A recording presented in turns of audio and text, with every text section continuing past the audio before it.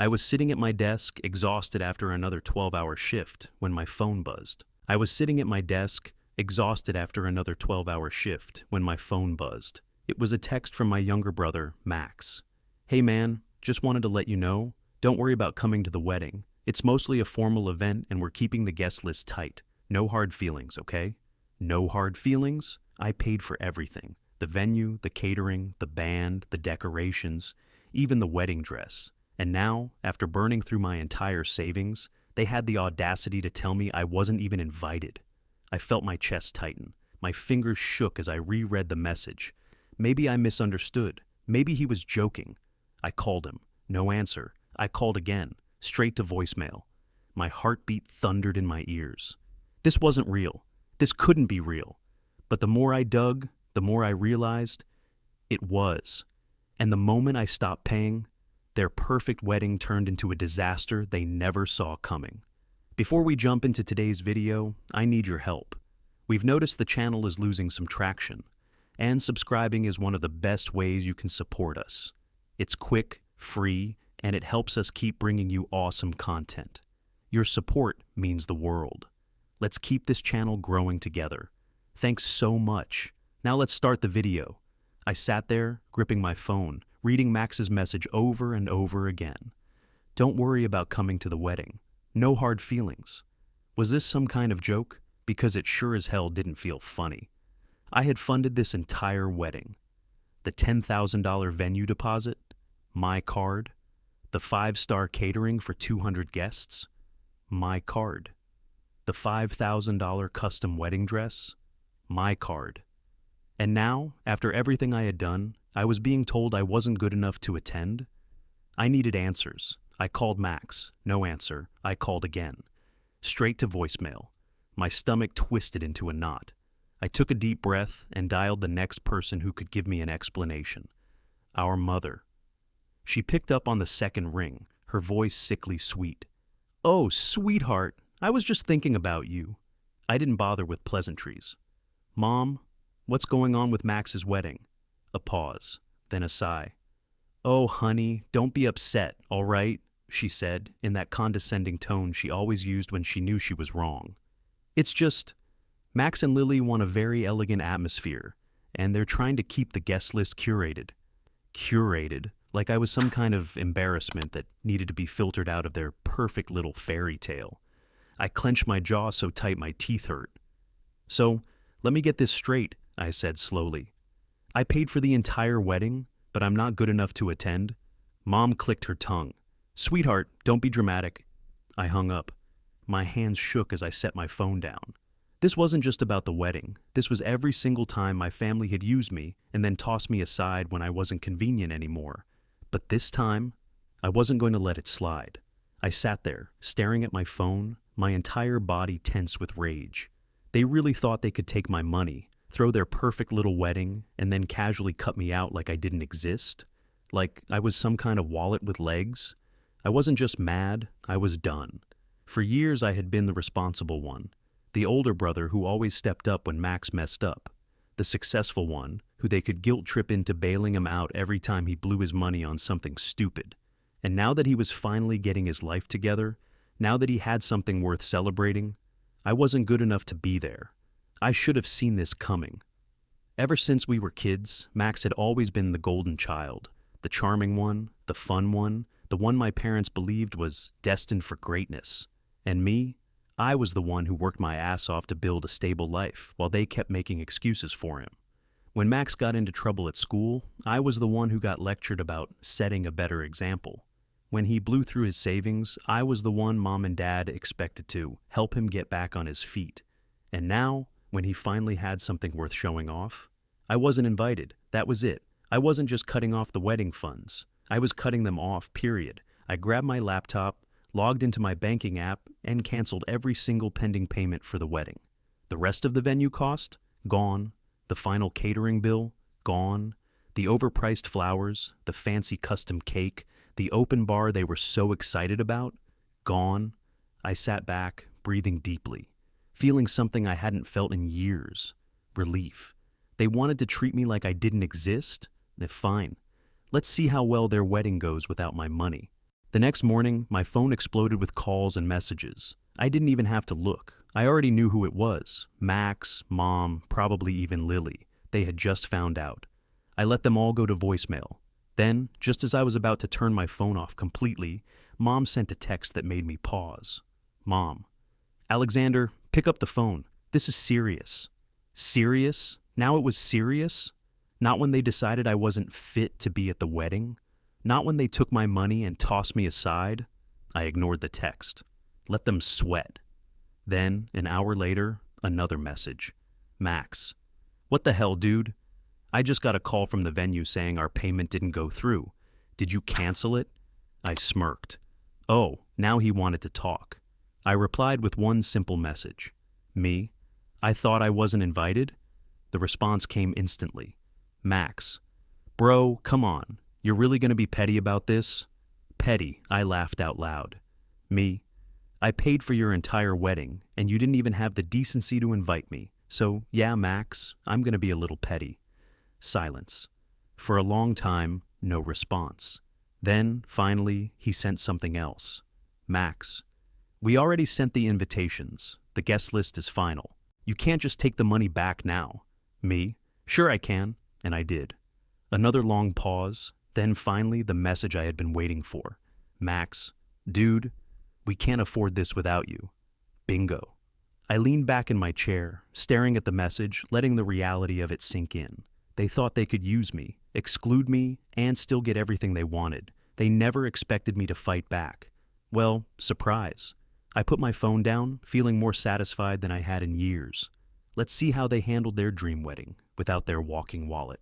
The next few hours were pure entertainment. My phone kept buzzing, calls, texts, voicemails, all from Max, Mom, and even Lily. The same people who had just cut me out of their wedding were now desperate to talk. I ignored every single one. Then, just as I was about to turn my phone off, a new name popped up on my screen.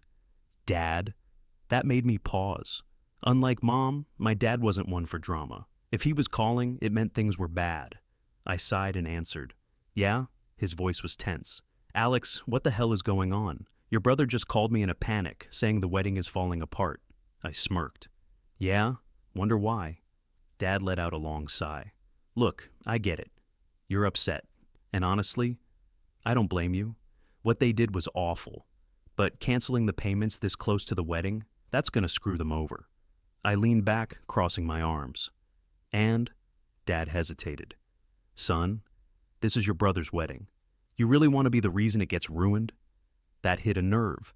I had spent my entire life sacrificing for Max, covering for his mistakes, fixing his problems. Why was it always my responsibility? I clenched my jaw. No, Dad. Max is the reason it's ruined. He chose to take my money and then act like I didn't exist. Actions have consequences. Dad was silent. For the first time, he didn't have a counter-argument. You're not going to budge on this, are you? He finally asked. Nope. Another sigh. All right. Guess they'll have to figure it out on their own. Guess so. And with that, I hung up. The golden child was finally on his own. By the next day, things had escalated. Max had completely lost it. My phone was flooded with texts, each one angrier than the last. Max: I can't believe you're doing this to me. Max: Do you know how embarrassing this is? Max: Lily's parents are furious. They're saying we have to postpone the wedding. Max: You ruined everything. I read through the messages, shaking my head. Ruined everything? No, Max. You did that yourself. Then, one final message came in, one that made me laugh out loud. Max: Fine, you win. Just come to the wedding and we'll figure something out. Happy now? I could practically hear the resentment through the text. After everything, he still didn't get it. I took my time before responding. Me: Oh, so now I'm invited?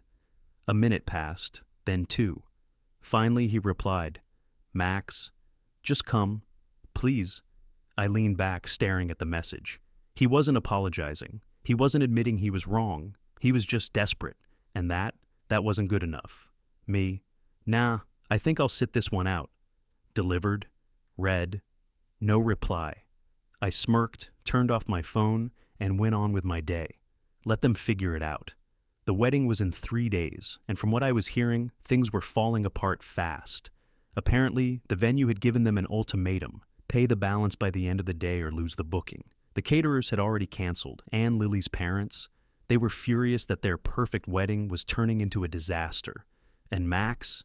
He was crumbling under the pressure. I got another text from him that night.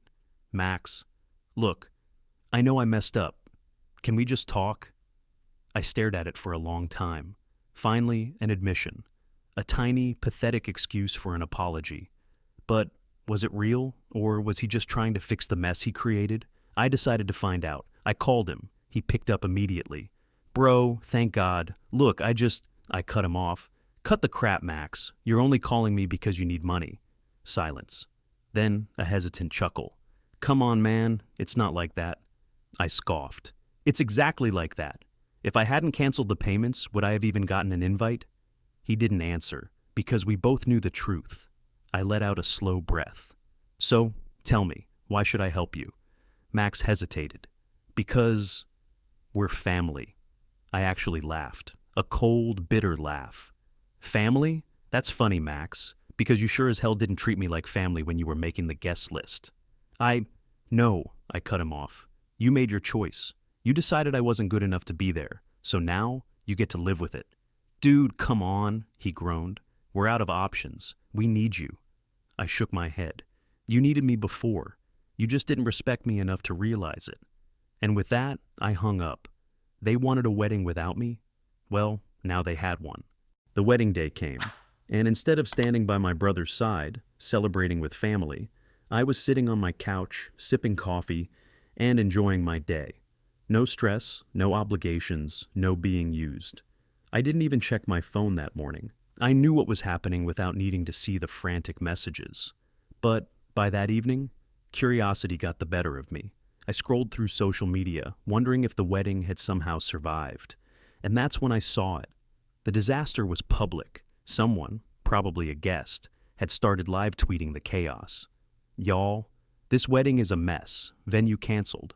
They had to move it last minute to some event hall that looks like a high school gym.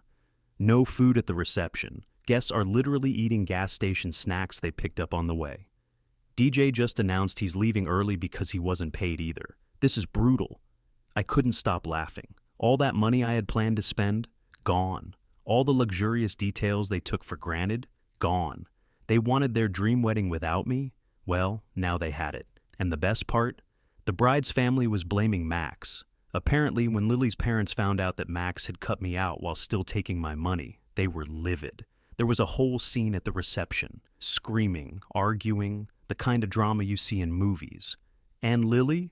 Well, let's just say, the honeymoon didn't happen. Max's golden boy reputation shattered. I set my phone down, feeling zero guilt. They thought they could treat me like a walking bank account and toss me aside. Well, now they knew better. The fallout from the wedding was hilarious. Max didn't just lose face in front of Lily's family, he lost their financial support too. Turns out Lily's parents had been willing to help them buy a house after the wedding.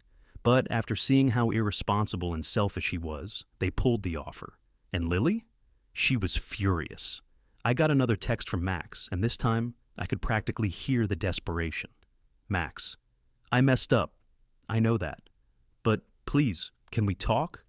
Oh, now he wanted to talk? Now that his marriage was off to a dumpster fire start? I ignored him. Then, a few hours later, I got a message from Mom. Mom, you've made your point, Alex. Enough is enough. Family forgives. I rolled my eyes. Family forgives? Funny how she didn't preach that when they were cutting me out. Then, the cherry on top, a message from Lily. Lily, I don't know what happened between you and Max, but I just wanted to say, I wish things had been different. I'm really sorry for how everything turned out.